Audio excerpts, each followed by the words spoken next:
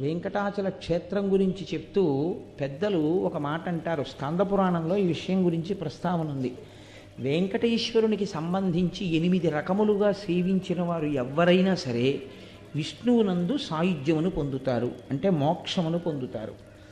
అది వెంకటేశ్వర స్వామి వారిని ప్రత్యక్షముగా పూజించగలగడం.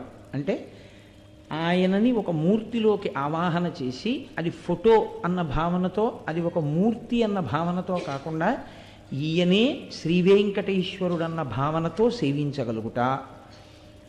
రెండవది ఆయనను స్మరించుచుండుట.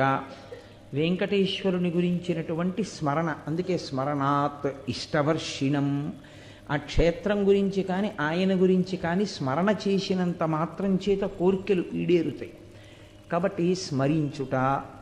3, ఏ పని చేస్తున్నా ఇది వెంకటేశ్వర స్వామి వారి కార్యం అనుకుని చేస్తూ ఉండడం.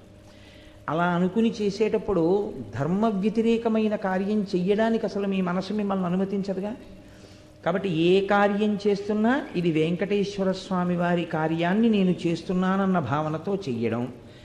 4, వెంకటేశ్వర స్వామి వారి యందు నిరతిశయ ప్రీతి కలిగినటువంటి పరమభక్తులైన వారితో కూడి ఉండడం, అటువంటి వారి పట్ల ప్రేమ కలిగి వారితో ప్రవర్తించడం.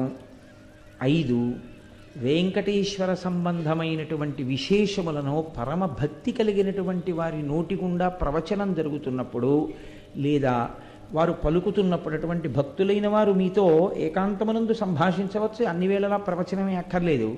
అటువంటి మాటలు విని చాలా సంతోషాన్ని పొందగలిగినటువంటి స్థితిని పొంది ఉండుట.